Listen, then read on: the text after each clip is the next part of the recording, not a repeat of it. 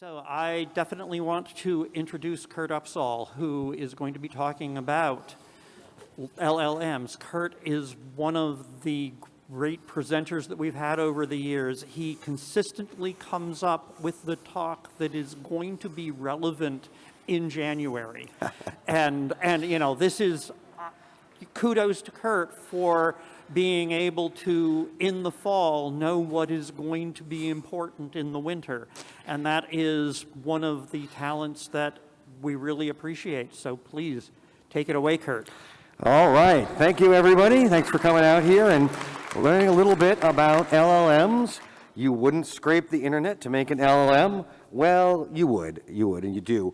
So AI and ML projects are generally using these large language models, LLMs, that train on massive amounts of data, billions of parameters, and most of the time they are scraping these, or a lot of the time, scraping these out of the internet. And this has led to an ongoing debate on the legal and policy issues with gathering and processing this data, including under quite a few lawsuits. And a lot of people are saying, okay, something is happening here. Something must be done in the policy world. And oftentimes that means it just has to be something that is done and can have some collateral damage. So one of the reasons I wanted to bring it to this is not just to tell you about the law of scraping, but that there may be changes to that come from AI, from this pressure to modify the policy space, and some of those could have some collateral effects.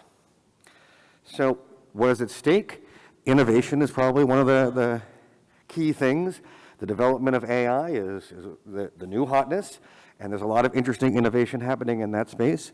It also will have an effect on the creative ecosystem. That is a lot of the complaints that are running around now, is that creative works are being absconded into these LLMs and being used to make new works, or maybe they will replace creative, or maybe they can enhance creatives, maybe allow people to use AI to enhance their work.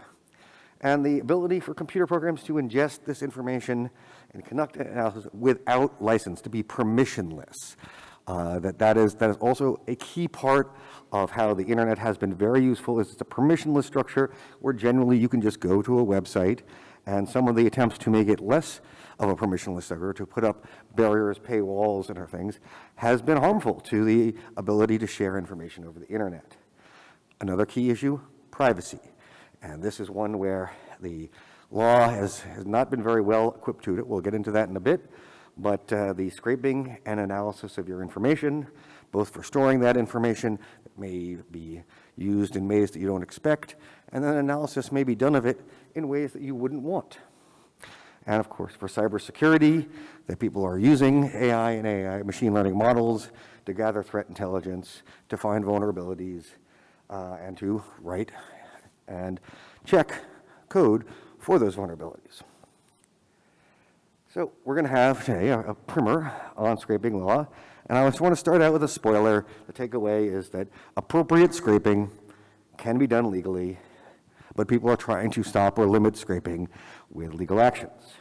And we're going to discuss in more detail 3 of the major areas of law: copyright, hacking law, CFAA, and privacy that are coming up. There are some others, things like trespass to chattel, there's contract causes of action, things like that. There's so many creative ways that people could try to do this, but we're going to focus on the big ones. So, starting out with copyright. Copyright is actually not as broad as some people think, because it doesn't protect everything that is written down or everything that can be printed or shown. It is only the expression and specific aspects of that for rights that are created in the Copyright Act. And so it does not protect underlying ideas, it doesn't protect facts, and it doesn't protect, a lot of times there's Latin in the law, and this is one of the cases where it's French. So for whatever reason, the scenes affair has come into our legal lexicon, and that is meaning that something is a part of the genre, part of how you would do something. Think about, like, if you go to TV tropes. These are many tropes that show up again and again. Those are unprotectable to use those tropes in a future creative work. Put a picture of the phone book in here, which many of you may not have ever seen one. But they used to have these books, and they would have the yellow pages and the white pages, and these were mostly facts. The Yellow Pages, however, had some creative arrangement to it, putting businesses in categories, and so were more protectable under copyright, while the raw facts, without that, with an uncreative selection and arrangement of alphabetical order, that was unprotectable. So, fair use. And this is going to come up a lot in the ongoing litigation about scraping, because fair use is not an infringement. And for scraping cases, it's often about whether it's a transformative use, whether there is new meaning or message, it transforms it from its original purpose to a new one that is ideally socially useful. And some examples of fair use.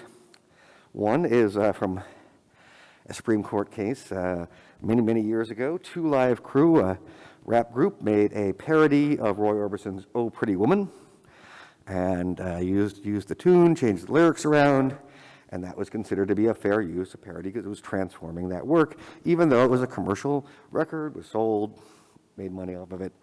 More recently, Supreme Court found that Warhol's Orange Prince was not. And that was taking a photograph and recoloring it, as you see here. And that was not a fair use, and it was not transformative in the way that the Supreme Court liked. That may be changing the transformativeness law. We'll see how that percolates down in the courts, but you can also expect to see some arguments about that in upcoming cases.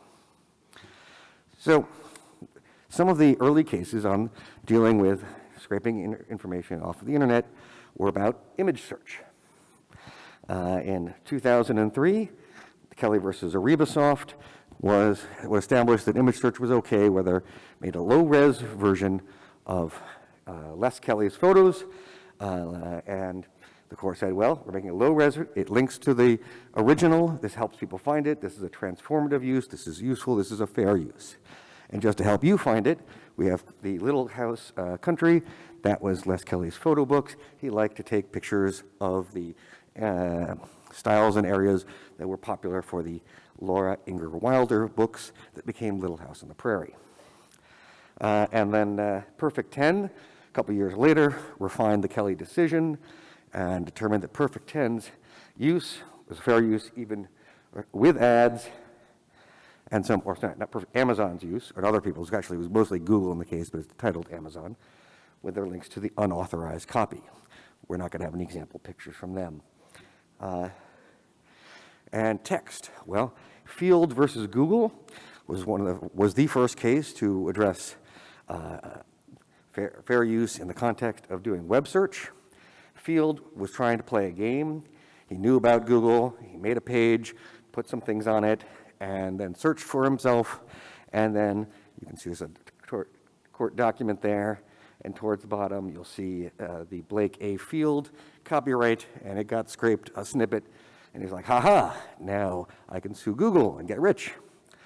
But the court was not impressed and determined that a cache of a website for purposes of search was a fair use, and also that Google had an implied license because the guy knew about it, knew that Google would do this, and set up the website to have it happen. Another case, iParadigms, was addressing this in a more private context. This was an analysis of student papers to see if there was plagiarism, something which is still a hot issue today, but now they found that that was a fair use. And then moving more towards the present, and this one is coming up very much in the AI cases, are the Google Books cases. And one of them, Authors Guild versus the Hathi Trust, was about Google Book search, and it was held that the search was good, was a fair use. They could copy these several million in-copyright books scanned from university libraries because it was necessary to copy the full book to enable full-text searching, because that was a transformative use, and it was necessary to do this. And this case also was okay with reformatting it for the print disabled. Authors Guild versus Google, second case of the Google Book series. This was also a fair use, and that was dealing with snippets, so little pieces of the book that you could find as a result of your search. And it also has this very important language for AI scraping statistical information regarding word frequencies, synecdoche patterns, and thematic markers was not copyrighted. So that it didn't even have to be a fair use, and that is a lot of what large language models are doing when gathering their data sets to try and find which words tend to go after each other, how they are often arranged so it can complete a result by stringing them together in the most likely way. So, finally, we'll hit on video search, Fox News versus TV eyes, and this was copies of news programs, being able to search through them, and that was allowed because it was providing this transformative and useful activity to be able to search from this ocean of programming to find the things that were responsive. However, TV eyes lost because they were also selling access so someone could watch the whole show, and that went too far. So why is copyright coming up so much in a lot of these scraping cases? You have cases against OpenAI / Microsoft, against Meta and Alphabet for theirs. The New York Times recently filed a suit. A lot of photo places like Getty Images have filed suit. Authors, Sarah Silverman, and they're asserting copyright. Well, one reason is that copyright is a very powerful tool. It allows you to try to get things down, to get them stopped. There's statutory damages for registered works. It is a very useful hammer if you're trying to do something to stop someone from bothering you or copying your stuff. However, I think the defendants have a strong argument that scraping of these works is a fair use because it is also transformative, as seen through this about 2 decades of developing scraping law. Because the LLMs are providing a new character and a purpose, using the body of works to create the model, extracting the basic information, statistical training parameters, and they're not incorporating the works wholesale. And some of them also have protections to make it much more difficult for someone to ask the AI to give them a copyrighted work, just to isolate out one of their inputs, because they're not storing the whole work. They're storing the information about it, the metadata, the parameters that come from it. So one, it would be hard to get the original work wholesale out of it. And two, they put some measures to try to stop that and make it more difficult. But as I mentioned before, we do have a recent Supreme Court on transformative that ratcheted back some of the understanding of what is transformative, and so expect some arguments about that. So if copyright ends up not being the legal tool that is effective at doing this, well, people might not stop there. And another favorite is the Computer Fraud and Abuse Act to try to stop people from accessing without authorization from you. And there's also similar laws at the state level. So the CFAA prohibits unauthorized access or exceeding your authorized access of information on a protected computer. It does a lot more than that, but we only have time to go into a bit of it. And so unwelcome scraping and scanning of a site has raised the question, is it unauthorized?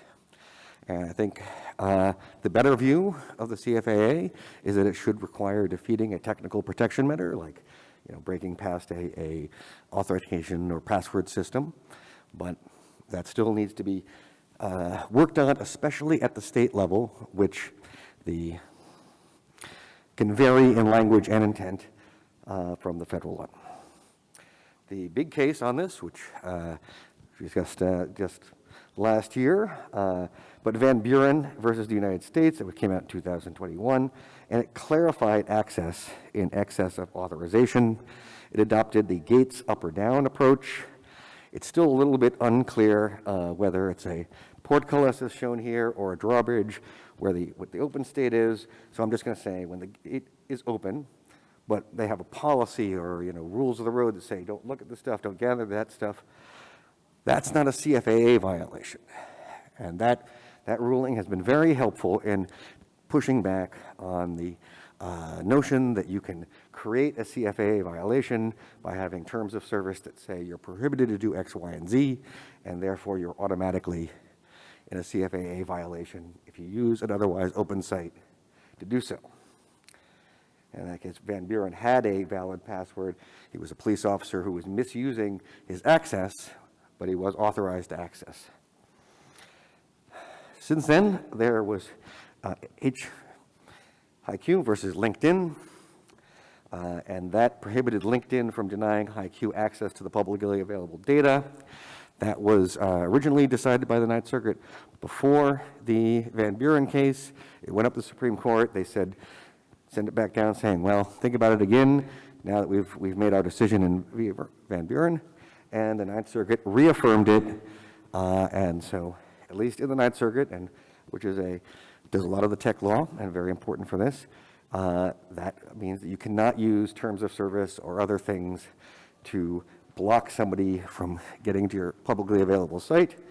However, there's also another Ninth Circuit decision, Facebook versus Power Ventures, where even with the user's consent, it still can violate the CFAA to continue to scrape data after a cease and desist letter telling you to stop. So I think this may also be one of the things that people may try if they are trying to get people to not collect information, publicly available information from their site, is to use the cease and desist letter approach. So, like copyright, CFAA is not the right tool for this. It should not be expanded for AI.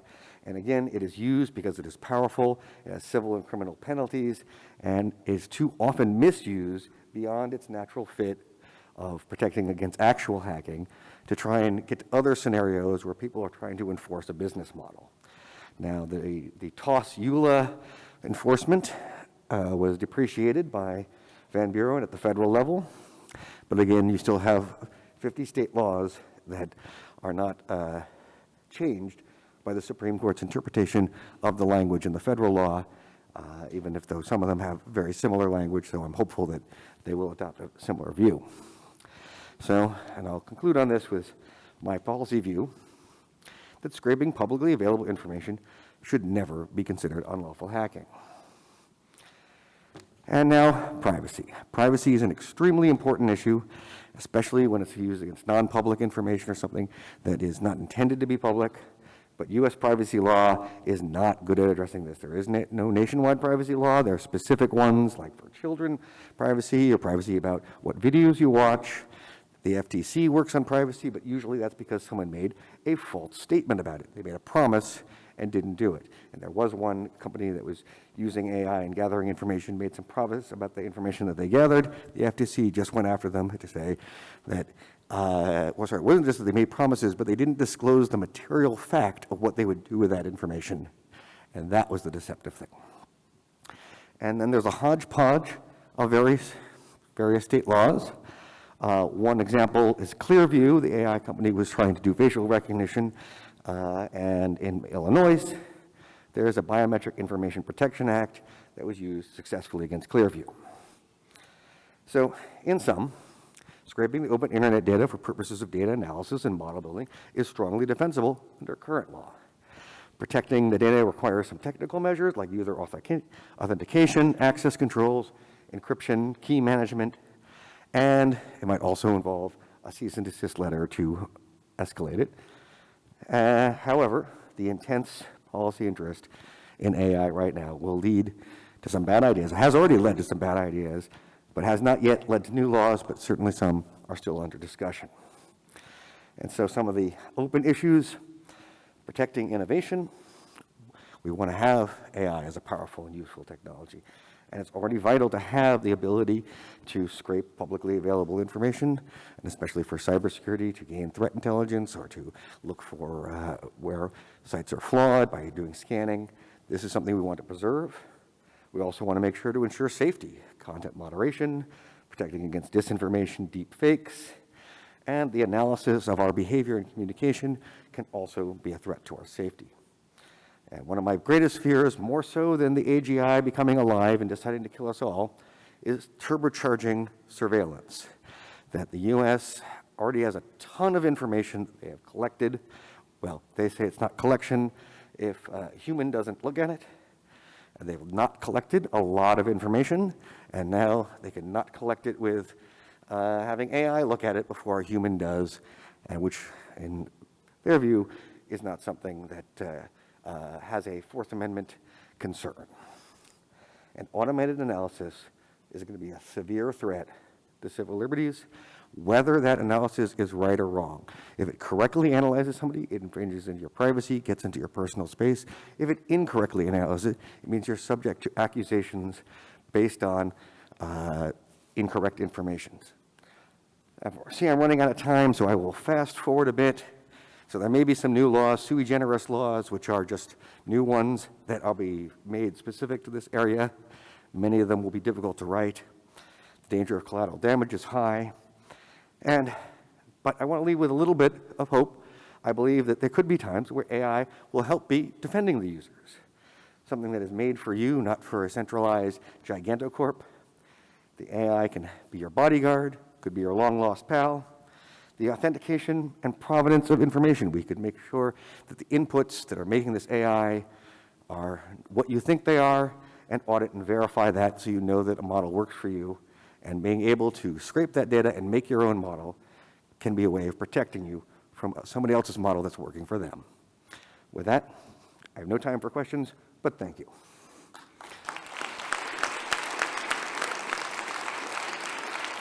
Do we have time for like 1 or 2 questions?